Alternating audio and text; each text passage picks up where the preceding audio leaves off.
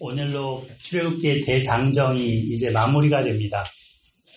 출애굽기에서 여러분은 어떤 하나님을 만나셨는지요? 또 이 출애굽기에서 나는 어떤 자라는 것을 깨달으셨는지요? 오늘 출애굽기를 책거리를 하게 되는데 예배 후에 여러분들이 배운 것 그리고 느낀 것들을 함께 나누면서 듣고 싶습니다. 우리는 이 성경을 읽고 배우면서 하나님 그리고 우리 자신 또 이 영적 세계와 실제적인 세계에 대해서 이렇게 보는 눈을 갖습니다. 하나님의 말씀이 주는 그 가르침 속에서 눈에 보이지는 않지만 실제하시고 우리와 함께 하시는 그 삼위일체 하나님을 만납니다. 저는 이 출애굽기를 통해서 자유케 하시는 그 하나님, 그 자유케 하시는 법을 통해서 몸뿐 아니라 그 영혼의 그 자유함까지 주시려는 하나님 마음을 읽을 수 있었습니다. 또 내 자유함이 소중하면 타인의 자유도 소중하기 때문에 그 십계명 말씀을 보면 그런 말씀이 많이 나오잖아요. 그 타인의 자유를 존중하고 사랑하고 돌보아 주라는 하나님 마음을 읽을 수 있었습니다. 하나님은 또한 거룩하신 분이기 때문에 죄인과 함께 하실 수 없는데 그 언약의 말씀을 이루시고 또 그리고 그 사랑하기 때문에 그 백성과 함께 하고자 하십니다. 이 하나님과 함께 할 수 있는 길을 하나님이 그래서 열어 놓으십니다. 그 길이 뭐예요? 첫 번째는 성막이죠. 성막. 그래서 이 성막을 통해서 또 그 성막의 주요 기능이 제사잖아요. 그 제사를 통해서 하나님 만나고 하나님과 동행하도록 그렇게 말씀해 주십니다. 자, 이제 이 성막이 완공이 되었어요? 아니면 아직 안 됐어요? 39장까지 왔을 때 완공이 되었죠. 완공이 되었습니다. 건물도 그 설계도에 따라서 이제 짓잖아요. 설계도의 어떤 그 건축을 하게 되는데, 다 짓고 나서 뭘 하죠? 준공식을 하죠. 준공식 또는 낙성식이라는 어려운 말을 쓰기도 해요. 그죠? 그 준공식을 이제 할 겁니다.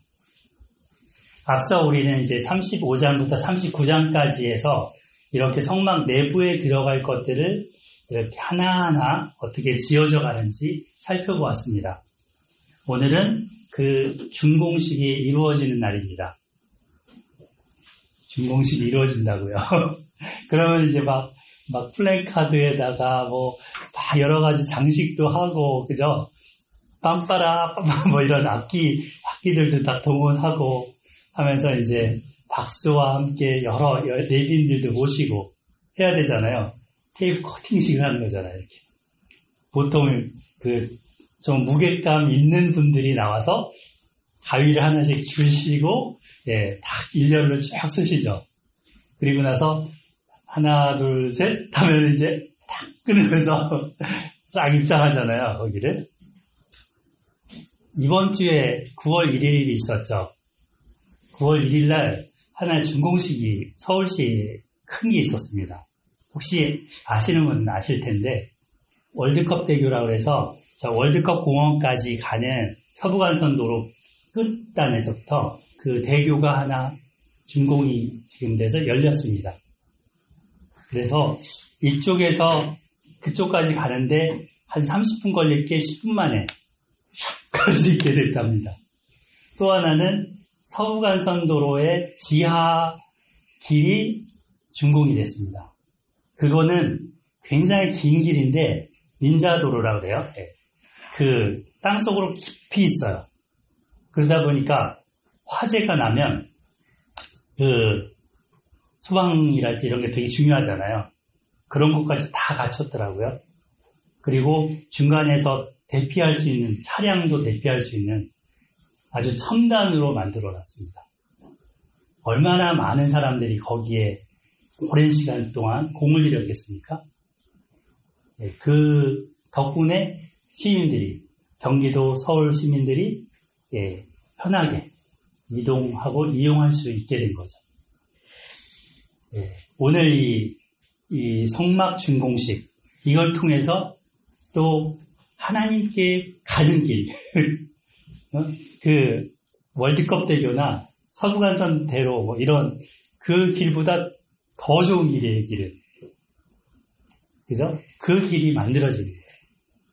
이 성막이. 하나님과 만나는 그 길. 자, 그리고 하나님께서 이제 성막 가운데로, 그 백성들 가운데로 하나님이 내려오십니다. 그래서 오늘 설교 제목이 뭐예요? 성막에 거하시는 여호와 하나님. 따라해볼까요? 성막에 거하시는 여호와 하나님. 시작. 성막에 거하시는 여호와 하나님. 네. 오늘 본문은 크게 세 부분으로 구성되어 있습니다. 일단은 40장 한 장만 하게 되는데, 지난주에 예고하기를 30분만 한다고 했어요. 그죠? 30분만 끝날 수 있기를 저도 바랍니다. 네. 이 세 부분으로 이루어지는데, 1절부터 15절까지가 이제 하나님이 성막을 세우라고 모세한테 말씀하는 부분입니다. 다 이제 준비 다 갖췄지 않냐? 이제는 조립하면 돼요.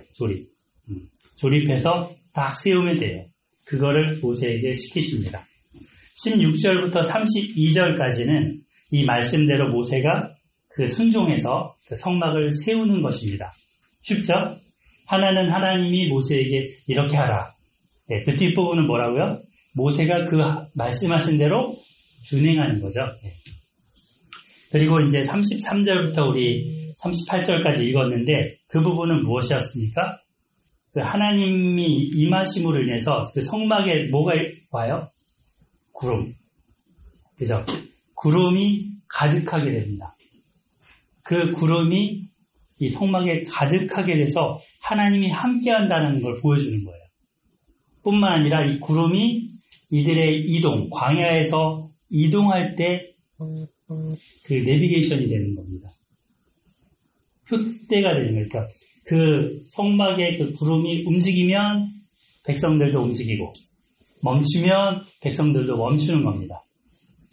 그래서 그렇게 세 부분으로 구성됩니다. 자, 본문을 살펴보도록 하겠습니다. 첫 번째, 이제 성막을 세우라 하시죠.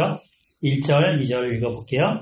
여호와께서 모세에게 말씀하여 이르시되 너는 첫째 날 초하루에 성막 곧 회막을 세우고, 지금 성막을 세우라고 하시죠. 언제 세우라고요? 첫째 날 초하루 곧 1월 1일에 세우라고 하십니다. 1월 1일.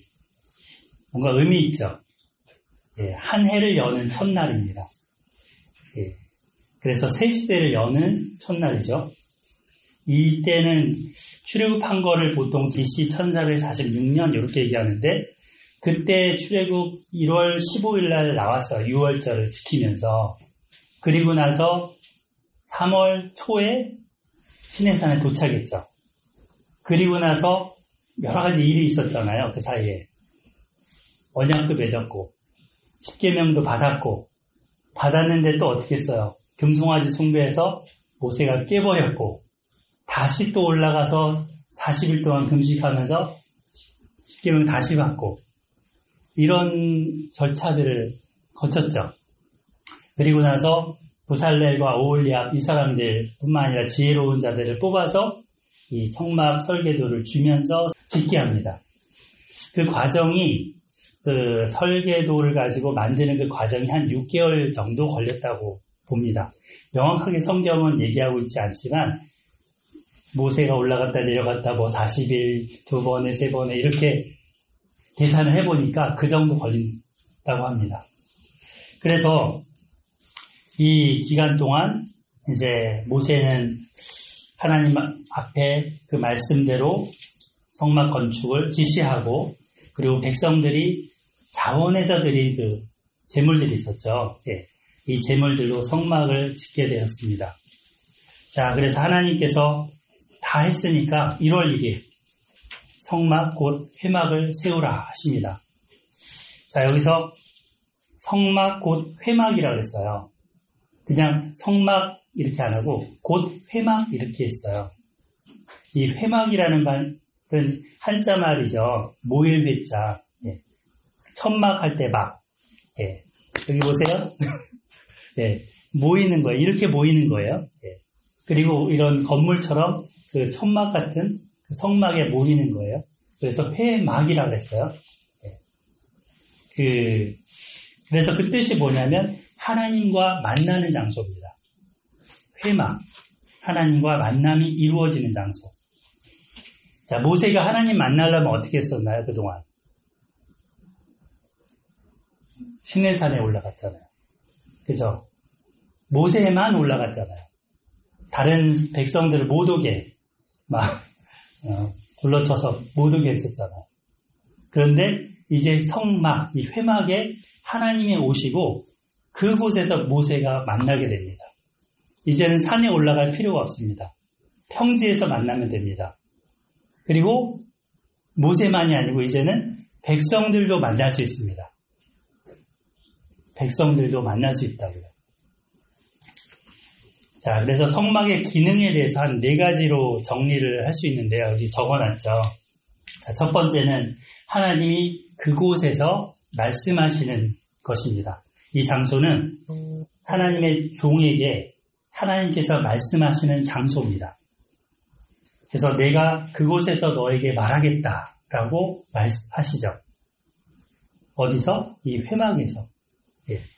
두 번째는 만남의 장소죠. 그래서 하나님이 임재하여서 백성들을 만나주시는 장소입니다. 이 장소에서 그들이 하나님을 만나고 하나님께 경배하고 예배드리는 거죠. 세 번째는 뭘까요? 죄를 용서받을 수 있는. 그래서 그 제사를 통해서 자신들의 죄를 대신 양이나 소나 이런 거를 들여서 피 흘림으로 용서받을 수 있는 거예요. 하나님 너무 거룩하신 분인데 그 하나님 만나려면 더러운 모습으로는 그냥 못 만나요. 내가 이렇게 세상에서 죄 지은 그 모습으로는 하나님이 만날 수가 없는 거예요. 지난번에 송아지 우상 숭배를 했을 때도 그랬잖아요. 그죠? 그 죄 때문에 다 죽이겠다 했잖아요. 그런데 이 장소에서 이제는 제사를 통해서 용서함을 받고 하나님께 예배를 드릴 수가 있게 됩니다. 그리고 이제 네 번째는 뭐예요? 이 성막이 어디 위치하냐면 이스라엘 진 가운데에 위치하죠. 그래서 거기를 둘러치고 레위 지파들이 이렇게 게르손, 무라리, 이런 고핫 자손들이 이렇게 뒤 주변을 감싸고 있고 조금 더 바깥쪽으로는 백성들이 진을 치고 있습니다. 마치 군대의 그런 진처럼 군대에 배치되어 있는 군인들이 이렇게 한 것처럼 쫙 정렬을 마치고 배치해서 딱 자리를 잡는데 거기 한가운데 뭐가 있다고요? 이 성막. 그리고 행진할 때도 쫙 이렇게 일렬로 쭉 가잖아요. 예. 그 가운데 뭐가 있어요? 하나님의 언약궤가 가면서 이 성막 물론 해체해서 이렇게 들고 가는 것도 있고 이렇지만 그 중심에는 이 성막이 있는 거죠. 결국에 이 성막은 이스라엘 백성이라면 이 성막 중심의 생활을 해야 됩니다. 성막이 곧 이스라엘 백성들의 공동체의 중심이라는 거죠. 공동체를 묶어주는 구심점이라는 거죠. 그래서 이 성막이 너무나 중요한데 그게 지금 준공이 된 거예요. 감격스럽겠죠? 모세가 특히 감격스러웠을 겁니다. 특히 또 부살렐과 오홀리압 직접 뭔가를 이렇게 제작해서 만들어갖고 딱 설치해 놓는 그거를 볼 때 제일 뿌듯한 거는 그거를 만든 사람이잖아요. 그죠? 우리 이호승 집사님, 그죠? 막 이렇게 고민해갖고 이런 거 저런 거 설치하면서 되게 뿌듯한 마음, 감사한 마음. 네. 굉장히 감격스러울 겁니다. 또 누가 감격스러웠을까요? 예물을 가지고 온 사람들. 자원에서 자신의 그 소중한 거지만 가져와서 바치면서 드렸던 그 백성들, 그들이 바친 그것들을 모아서 정말 이렇게 멋진 성막으로 자신들의 눈앞에 보여졌을 때 얼마나 감격스러웠겠습니까? 자, 하나하나 보겠습니다. 하나님께서 어떻게 세워가라고 하는지 3절부터 이제 읽어갈 텐데 한 8절까지 한번 저랑 여러분이 한 절씩 교독해 보겠습니다. 너는 또 증거궤를 들여놓고 또 휘장으로 그 궤를 가리고 4절 또 상을 들여놓고 그 위에 물품을 진설하고 등잔대를 들여놓아 불을 켜고 또 금향단을 증거궤 앞에 두고 성막문에 휘장을 달고 또 번제단을 회막의 성막 문 앞에 놓고 또 물두멍을 회막과 제단 사이에 놓고 그 속에 물을 담고 또 포장을 치고 뜰 위에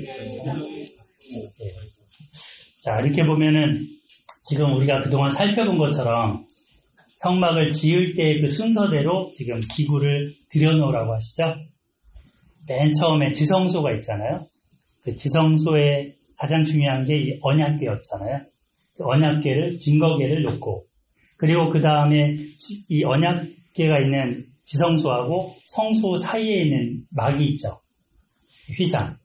휘장을 치고 그 다음에 이제 나가죠. 바깥으로.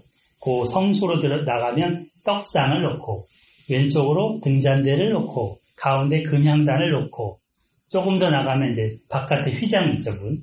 그거를 놓고 그 다음 더 나가서 번제단과 물두멍을 놓고 그리고 맨 바깥에 주변에 뜰문의 포장과 뜰 맨 바깥에 휘장까지 이렇게 하나하나를 지시를 하십니다.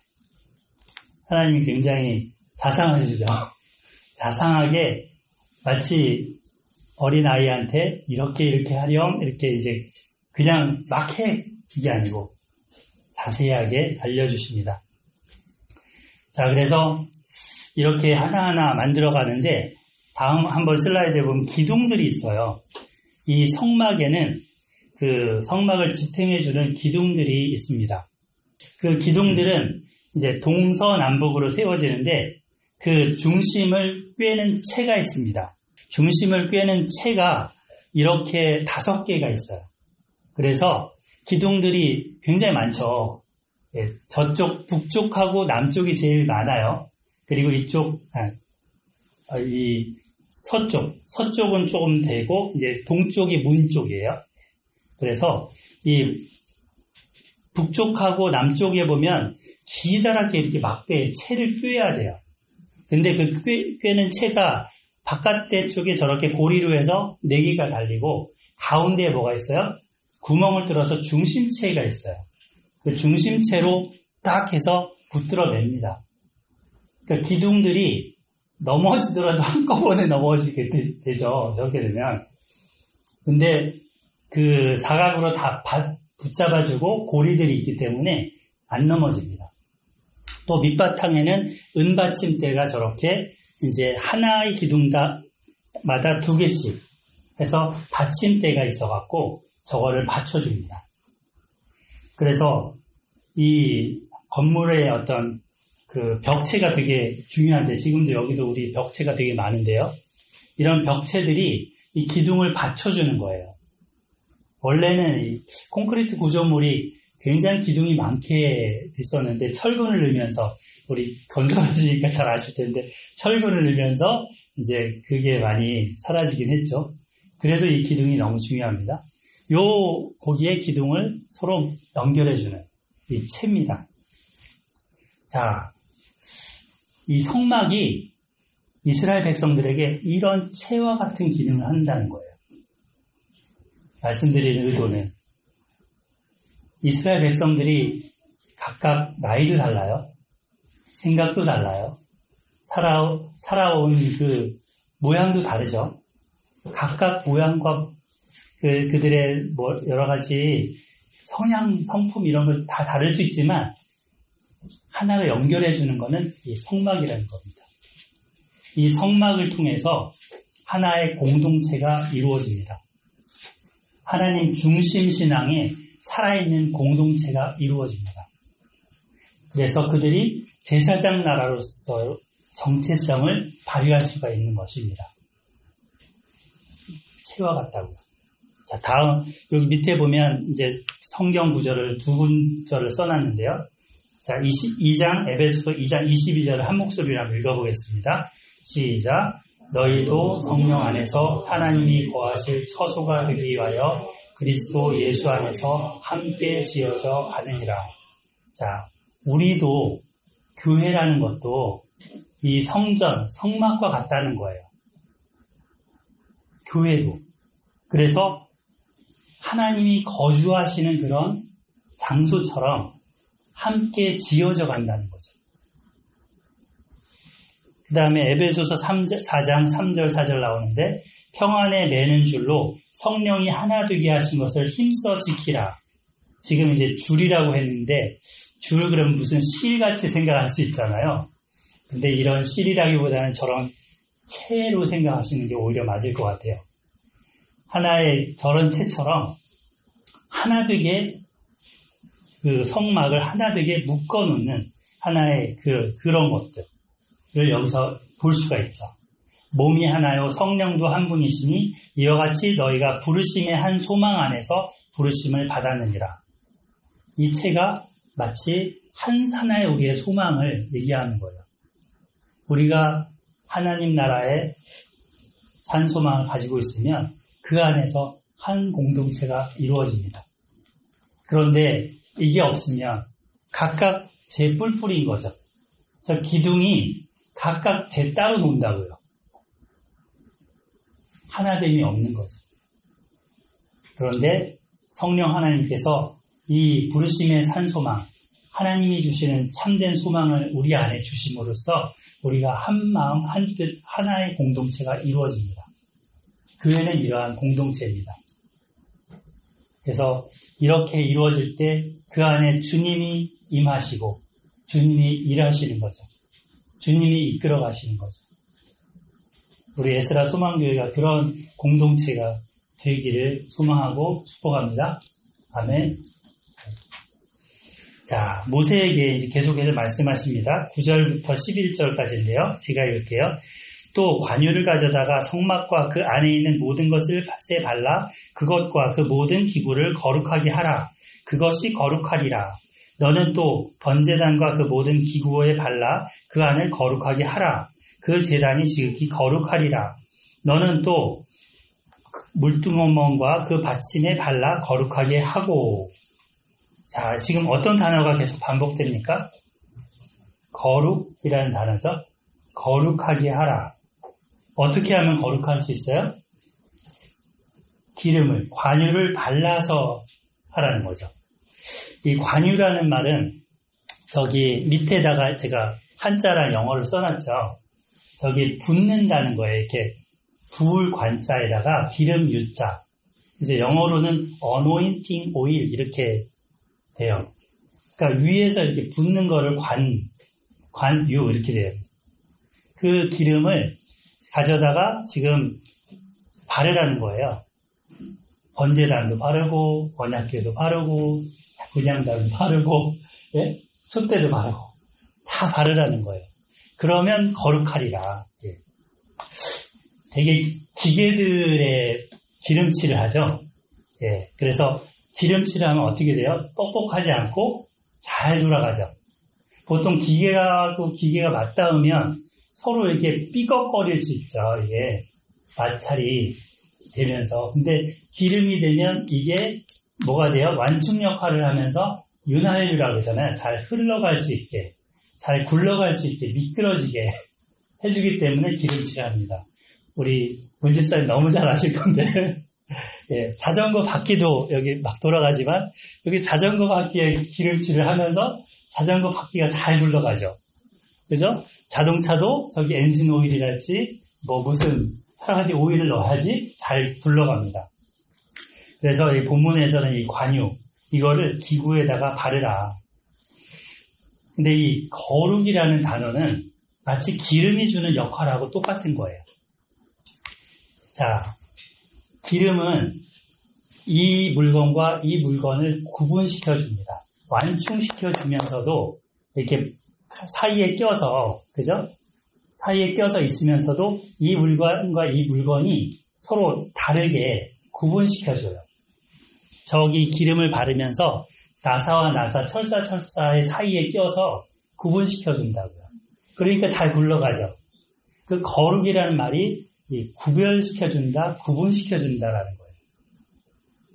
거룩하면은 굉장히 아주 고상하고 엄청나고 놀랍고 그렇게, 그렇게 생각할 수 있잖아요. 근데 쉽게 저렇게 볼 수 있어요. 구별시켜주는 것은 다르게 하는 것이다. 그래서 똑같은 물건, 똑같은 금, 똑같은 은이 있는 그런 물건이라도, 그런 걸 해서 만든 물건이라도 거기에다가 이렇게 기름을 쫙 칠해주잖아요. 그럼 이 물건은 하나님께 속한 구별된 물건이 되는 겁니다. 똑같은 책상인데, 똑같은 한샘 물건인데, 네? 기름을 쫙 이렇게 바르잖아요. 그러면 여기 교회 안에 성물이 되는 거예요. 네. 성물이 되는 거예요. 똑같은 의자를 했는데, 이 물건이, 이렇게 집에서 이런 의자 있을 수 있잖아요. 그런데 기름을 칠하면 이게 하나님께 속한 성물이 된다는 거예요. 이 본문에 의하면. 그래서 이렇게 함부로 다루어서는 안 되는 것이고, 만약에 거기에 흠집을 내면 20%를 더 넣어서 속건제를 드려야 되는 거죠. 속건제. 나중에 레위기에 나와요. 자, 물건뿐 아니라 사람도 기름칠을 하라고 합니다. 포마드 기름을 칠하라는 그런 게 아니고, 자, 기름을 칠하라. 자, 그래서 먼저 다음 페이지 보시면 물로 씻기는 것부터 하라고 하시죠. 그래서 거기 12절에 너는 또 아론과 그 아들들을 회막문으로 데려다가 물로 씻기고, 지금 회막문 앞에 뭐가 있냐면 물두멍이 있거든요. 그래서 물로 씻기라. 그리고 두 번째는 아론에게 거룩한 옷을 입히고, 거룩한 옷, 지난번에 자세히 배웠죠? 그 옷들을 입히고, 그에게 기름을 부어 거룩하게 하여 그가 내게 제사장 직분을 행하게 하라. 이렇게 해서 이제 이 사람을, 아론을 영원한 제사장으로 세워주라 하십니다. 이 말씀은 이 29장에 저희들이 살펴보았었습니다. 그것을 계속해서 반복하시는 거죠. 자, 그래서 이 제사장은 기름 부음을 받은 자가 됩니다. 기름 부음을 받은 자. 자, 이게 히브리어로 마슈야흐예요. 기름을 부음을 받다. 이게 마슈야흐 이렇게 돼요. 그러면 기름 부음을 받은 자는 메시야라고 부르는 거죠. 지금 이 제사장은 메시야가 되는 거예요. 헬라어로 하면 그리스도가 되는 거예요. 크리스토스. 그래서 기름 부음 받은 자. 하나님이 주신 직분을 받아서 직분을 감당하는 그 직임으로 공식 인정을 받는 것입니다. 예수님께서도 세례 요한에게 세례를 받으실 때 하늘문이 열리고 성령이 비둘기같이 내려서 그 위에 임하심으로 기름 부음을 받으셨습니다. 그리고 공생애를 시작하십니다. 하나님께서는 그 택하신 자로 제사장, 왕, 선지자들을 세우실 때 항상 이 기름을 붓게 하셨습니다. 뒤에 한번 보시면 기름 붓는 게 나올 겁니다. 어떻게 붓는지. 이거는 이제 물로 씻기고 그 다음에 기름 저렇게 붓는 거죠. 기름을 붓는 거죠. 이 기름 부음을 통해서 하나님의 일을 이제 공식적으로 하게 됩니다. 우리도 거룩함을 받아야 되겠죠. 그죠? 구별돼야 되겠죠. 세상 사람과 똑같이 살면, 똑같은 가치관으로 살면, 구별되지 않으면 우리는 늘 거기에 부딪히면서 흠집이 납니다. 마모가 되고 마찰이 되면서 상처를 받고 결국 상합니다.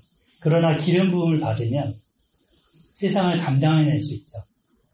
세상을 감당하면서 하나님께로 도와줄 수 있는 그런 삶을 살 수가 있습니다. 그래서 우리 또 이제 거룩함을 받아야 되겠는데 신약 성경에 의하면 예수님이 우리를 거룩하게 하셨다고 합니다.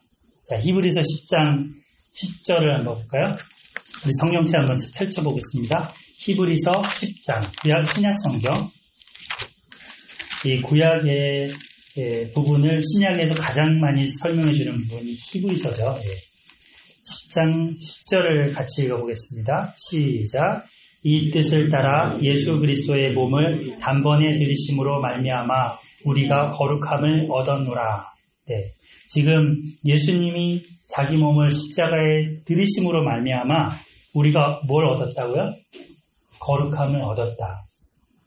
내 의로 거룩함을 받는 게 아니고 예수님이 죽으심으로 그 은혜를 받아서 거룩함을 받았다는 거죠.